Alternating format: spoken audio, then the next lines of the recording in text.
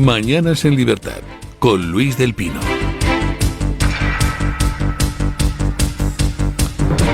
8:02 de la mañana, 7:02 en las Islas Canarias. Vamos con las noticias de las 8 con la ayuda de doña Carmen Carbonell.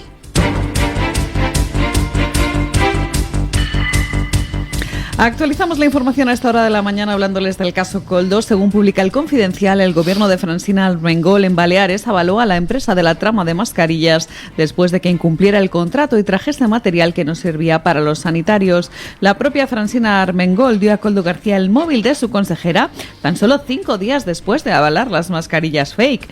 Y no solo eso, tras certificar que las mascarillas no cumplían los requisitos para ser FFP2 y que por tanto no podían ser utilizadas por los sanitarios, se guardaron en un almacén del que nunca salieron. Lo curioso es que pese a este incumplimiento palpable por parte de la empresa de la trama Koldo, el ejecutivo de Armengol emitió un certificado que avalaba la contratación pública de soluciones de gestión por haber operado sin incidencias. Después, Koldo y Armengol mantuvieron una conversación en la que se pasó el teléfono de la consejera de Salud, Patricia Gómez. Koldo posteriormente le ofreció a la expresidenta balear contratar otra empresa, Eurofins Megalab, para realizar pruebas PCR. Tras esta conversación, el Servicio de Salud de Baleares adjudicó al menos 2 contratos a dedo por valor de más de 1 millón de euros a esta compañía, según informa el informe de la UCO. Bueno. Francina Armengol es esa señora que decía: ¿quién es ese Koldo del que usted me habla? No utilizaba esas palabras exactas, pero la idea era esa. Yo no sabía nada, yo no conocía nada. Bueno, pues resulta que lo sabía todo. Y por eso Vox ha presentado una querella, o no sé si la ha presentado ya, pero vamos, ya la está elaborando contra Francina Armengol. La secuencia de acontecimientos es: la trama contacta a través de Koldo con Armengol, parece ser. Resulta que la trama consigue que el gobierno de Armengol compre unas mascarillas a la trama. Esas mascarillas resulta que, además de ser un pastón, encima ni valían. Acabaron en un almacén y nunca se las utilizó porque no cumplían la normativa requerida. Resulta que después de que exista una certificación de que esas mascarillas no cumplían la normativa requerida, el gobierno de Armengol emitió un papelito pues diciendo que la empresa suministradora de las mascarillas era estupenda y que vamos, que cualquiera puede contratar con ella. Vamos, la típica carta de aval a una empresa para que la empresa usa para que le contraten otros. Después de que se supiera ya que las mascarillas no valían, ojo. Bueno, pues 5 días después de darle, no sé si a Koldo o a la empresa, esa carta avalando a esa empresa que acababa de suministrar unas mascarillas fake, va Armengol y le da a Koldo el móvil de su consejera. Con lo cual, a ver cómo narices va a sostener Armengol que no tuvo contactos con la trama, que no tuvo contactos para estos temas de las adquisiciones con un Koldo que la llamaba cariño en los mensajes que le mandaba. ¿Cómo va a sostener que no tuvo contactos con la trama para estas cosas cuando ella le dio el móvil de su consejera a Koldo?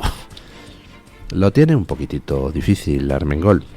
Se le está poniendo cara de imputable también, como a Ábalos, donde bueno, ya ayer supimos que el juez de la Audiencia Nacional ya ha recibido la certificación preceptiva de que Ábalos es diputado. Ya saben que el juez preguntó al Congreso: ¿me puede por favor certificar que Ábalos es diputado? Parece una pregunta estúpida, ¿no? Todos sabemos que Ábalos es diputado, pero claro, el juez necesita tener la constancia por escrito para a continuación mandar el caso al Supremo, porque el Supremo va a tener que pedir suplicatorio contra Ábalos, lo cual, pues esa recepción por parte del juez de la condición de aforado que tiene Ábalos es indicio de que la imputación de Ábalos está al caer, y yo diría que la de Armengol no va a tardar mucho, porque primero están constatados los contactos con la trama, segundo Pues precisamente el que no solo comprara mascarillas, sino que además las mascarillas fueran fake, y a pesar de eso recomendara a la empresa y le diera a Koldo el móvil de la consejera y después contratara 1,000,000 y pico de euros a otra empresa que Koldo recomendó, pues no tiene muy buena pinta. Con lo cual, pues me supongo yo que será imputable también a no mucho tardar la señora Armengol, y con eso serían 2 ministros. Y no van a ser quizá los únicos. Escuchen esta otra noticia. Es que, lo que les digo, esto es un no parar. Las redes de la trama Koldo seguían extendiéndose en diferentes consejerías y ministerios. Y antes hablábamos del gobierno balear de Francina Armengol, ahora les hablamos del Ministerio de Sanidad, que entonces dirigía Salvador Illa. Según el informe de la UCO, Koldo intermedió con el jefe de gabinete de Illa en Sanidad para que Aldama hiciera negocio. Víctor Francos, que en aquel momento era director de gabinete de Salvador Illa en el Ministerio de Sanidad, es la persona que ahora parece involucrada en las pesquisas de la Guardia Civil. Los agentes consideran que, fruto de la intermediación de Koldo, la empresa de Aldama fue inscrita en el registro de entidades de intermediación de medicamentos, que resulta imprescindible para la distribución de los medicamentos y material sanitario de uso humano. El propio Koldo se habría reunido con Víctor Francos para lograr este registro de la empresa, sin lo cual hubiera sido imposible suministrar material sanitario.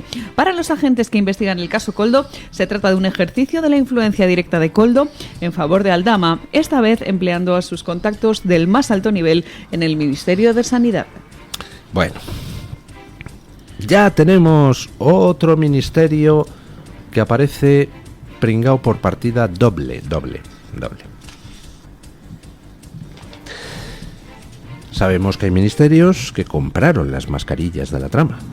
Ministerio de Transportes, Ministerio de Interior, Ministerio de Sanidad, que llevaba Illa, más 2 comunidades autónomas, la Canaria y la Balear.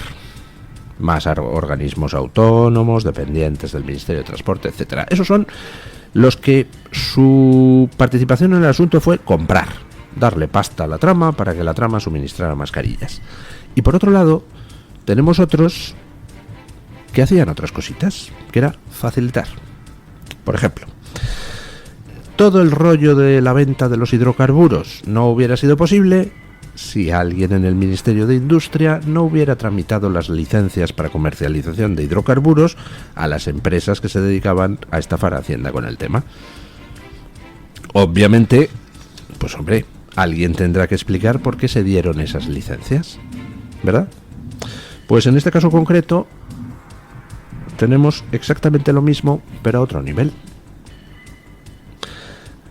La trama Koldo consiguió que le expidieran una licencia para comercializar fármacos gracias al jefe de gabinete de Illa, con lo cual el Ministerio de Sanidad aparece pringao de 2 maneras distintas. Por un lado, comprando las mascarillas.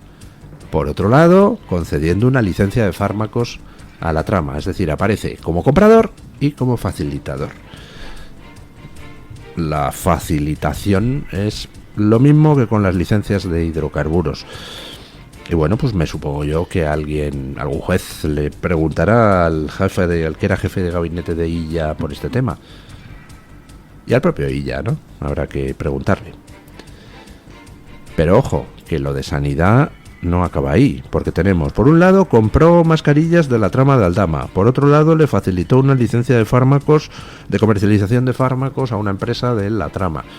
Y luego, por otro lado, no olvidemos el macrocontrato sanitario, creo que eran 2.500 millones de euros en total, con varios suministradores, donde también se está investigando pues a ciertas empresas que de repente pues han aflorado un incremento patrimonial monstruoso después de que, sin tener ningún registro conocido en el sector, pues Illa les enchufara una sarta millones de euros en aquel macrocontrato. Y vaya, hombre, qué casualidad, resulta que la empresa estaba radicada en el sitio donde Illa fue alcalde. Mira que pasa como lo de Elvas en Portugal, son sitios que se ponen de moda de vez en cuando entre los empresarios y tal. Como ven ustedes, los tentáculos de la trama son multiformes. Ríanse de ustedes de los pulpos, que solo tienen 8 patas. Octópodos. Vamos, esto tiene 2.546 patas. Y además patas muy complejas. Y patas con muchas aristas. Por ejemplo, esta del Ministerio de Sanidad, que actuaba a la vez como comprador de mascarillas, más suministrador de licencias de fármacos, más por otro lado comprando material sanitario a otra empresa de otra trama aparentemente inconexa con la primera. Todo esto que estamos hablando es, por supuesto, presuntamente. Pero yo aquí percibo que cuando la pandemia hubo dos grupos distintos de conseguidores. Por un lado estaba esta trama de Aldama y tal, que era la que actuaba con el gobierno central y con el PSOE. Y por otro lado estaba la trama que actuaba con el PSC. Hay ahí una dualidad que, por cierto, no es ajena a la propia estructura del Partido Socialista, que ya saben ustedes que tiene Federación Socialista en todas partes menos en Cataluña, que el PSC es partido separado. Y el PSC además es partido separado, pero en fin, con federalismo asimétrico. Puede participar en los congresos del PSOE y decidir qué pasa en el PSOE, pero el PSOE no puede participar en el PSC. Vamos, lo ideal de cualquier federalista asimétrico. Yo mando en todas partes y tú a mí no me dices ni mu. Bueno, el caso es que ahí se intuye la existencia de dos grupos de conseguidores diferentes, uno para el PSOE, otro para el PSC. Las investigaciones de lo del PSC están menos avanzadas, pero tranquilos, ya hay más días que longanizas y ya han empezado a salir cosillas, y me supongo yo que los periodistas de investigación estarán ya sobre la pista de esos otros aldamas que pulularon en torno a ese señor llamado Illa, que con cara de no haber roto un plato nunca,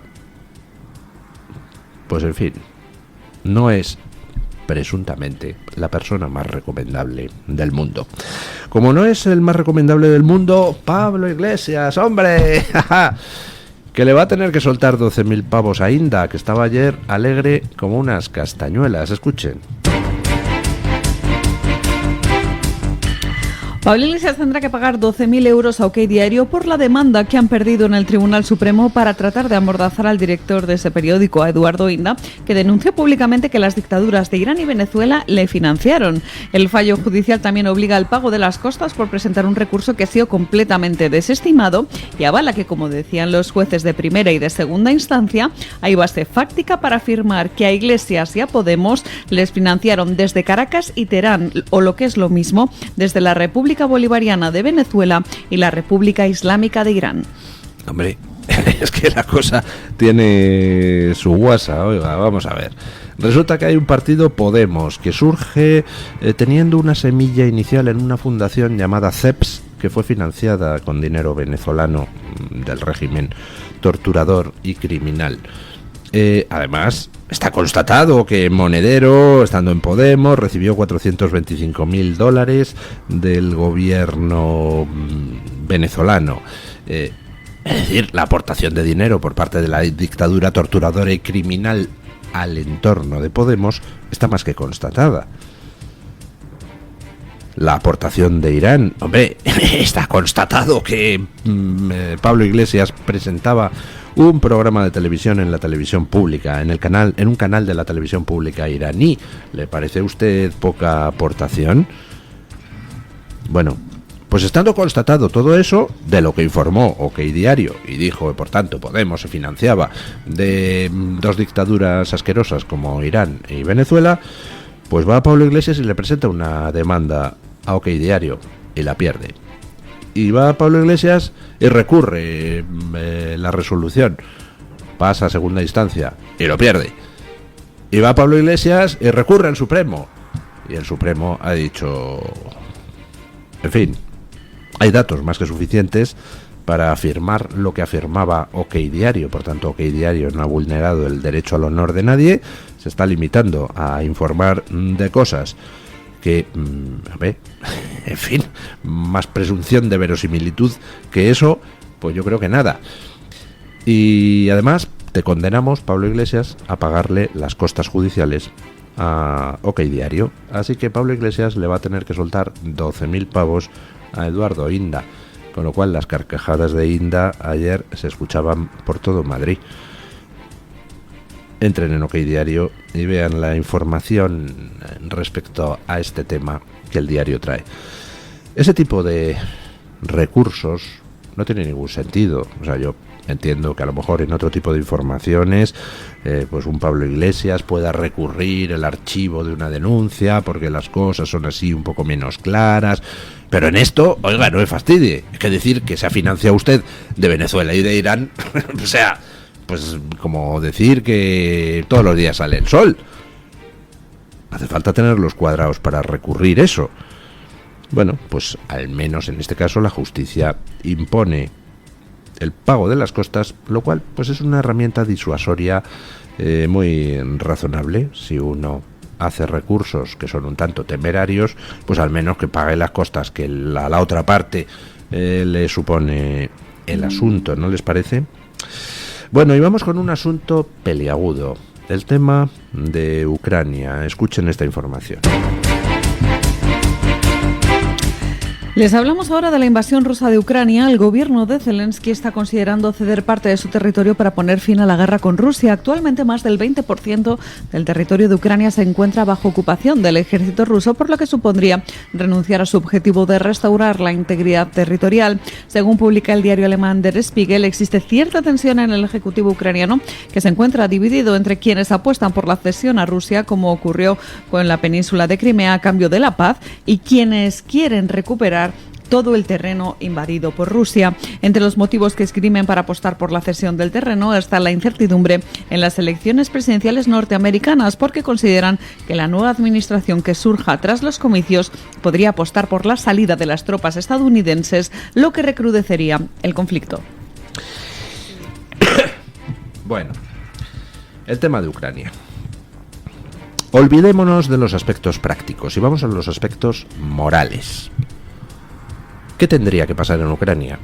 Pues hombre, lo deseable sería que Putin sufriera una derrota clamorosa, que esa derrota clamorosa significara la caída del autócrata, de Putin, y que eso pues llevara a Rusia a una verdadera democratización, porque ahora es una especie de mixto entre un sistema dictatorial y democrático, donde hay apariencia de democracia, pero en realidad el régimen controla todos los hilos, incluso recurre al asesinato de opositores, hasta tal punto es una especie de mix que en la prensa francesa dedicada a los temas de política internacional se califica el régimen ruso de democratura.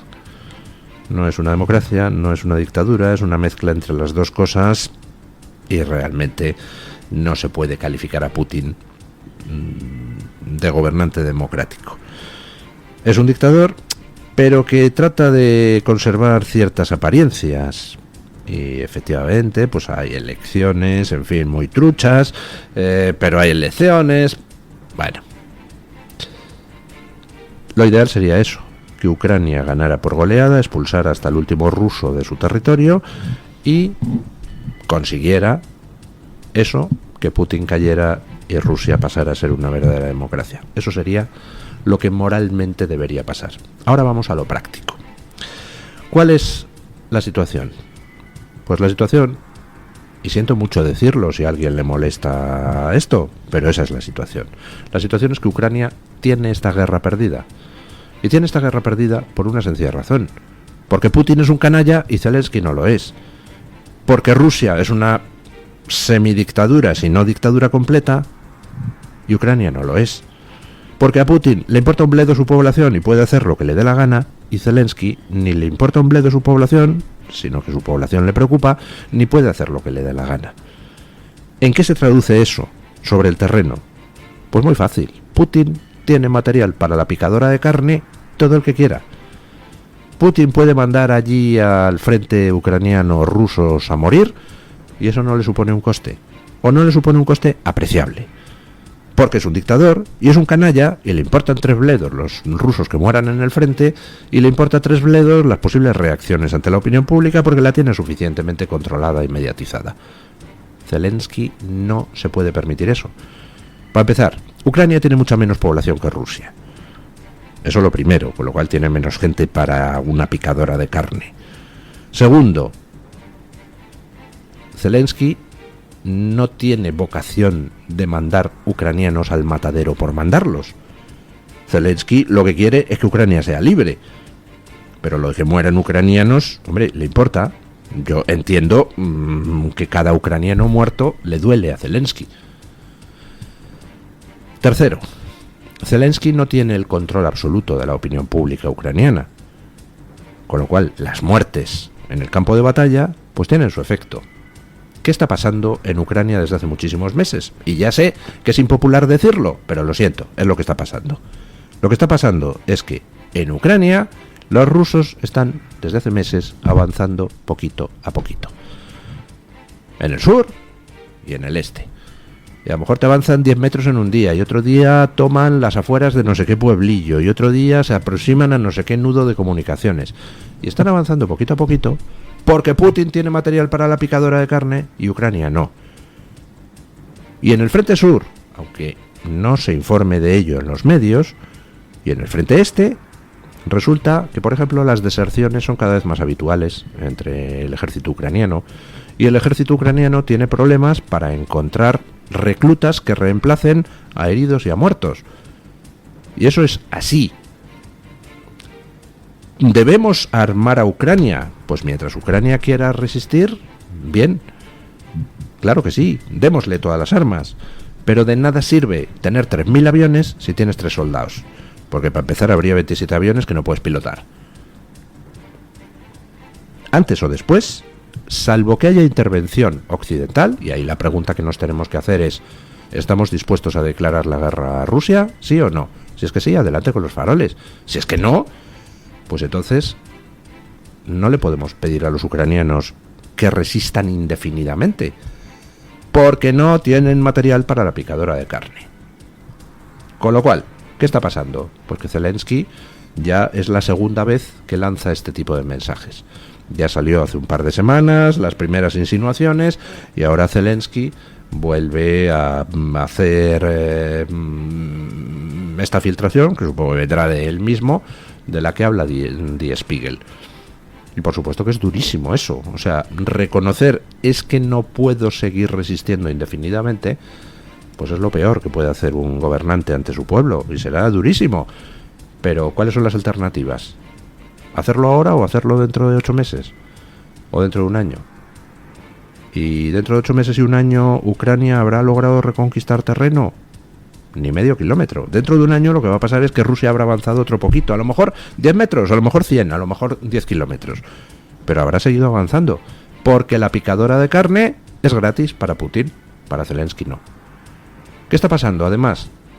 Pues que Putin resulta que no solo tiene su picadora de carne, sino que te trae mercenarios de otros sitios. Ya ha informado el gobierno ucraniano que están llegando brigadas de norcoreanos a la picadora de carne ucraniana. Más gente para la picadora de carne que el gobierno norcoreano le manda a Putin para que tenga ahí material para seguir alimentando la picadora. ¿Qué hacemos ante eso?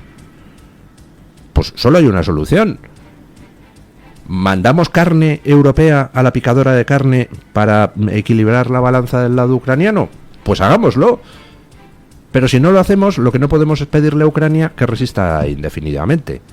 Y al final, gane quien gane en las elecciones de noviembre, se va a terminar llegando a una paz pactada donde Rusia le va a quitar un trozo a Ucrania. Vamos, no les quepa a ustedes ninguna duda.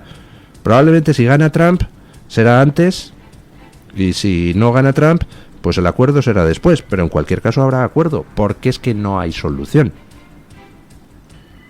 Con lo cual, pues si lo miran ustedes pragmáticamente, casi es mejor que gane Trump y se solucione el tema cuanto antes, porque la pérdida territorial será menor.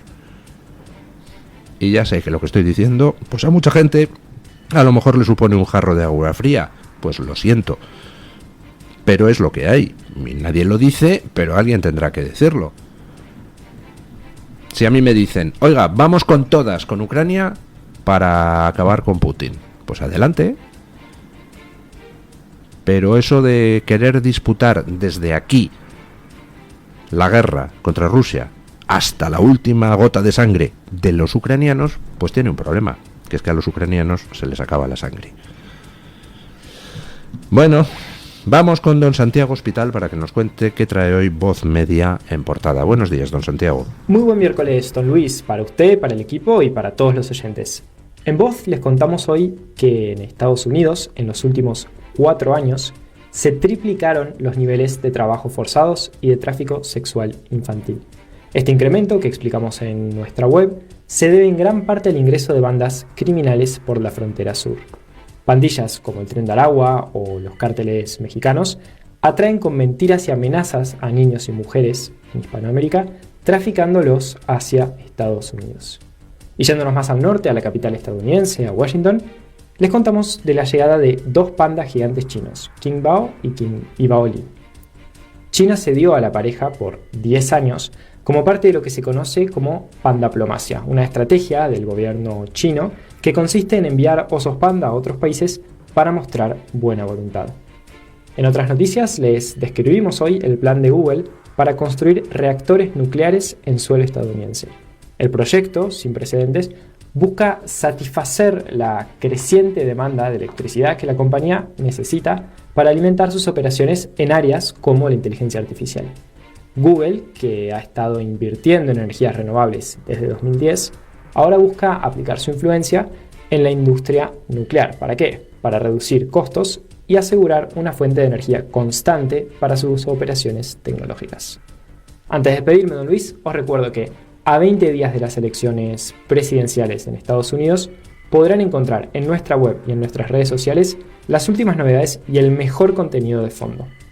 Hoy recomiendo especialmente nuestro artículo La evolución de los 7 estados bisagra en el siglo XXI. Para comprender qué es un estado bisagra o swing state y por qué definirán al ganador de las elecciones, recomiendo especialmente este artículo. Muy buen miércoles. Muchísimas gracias, don Santiago.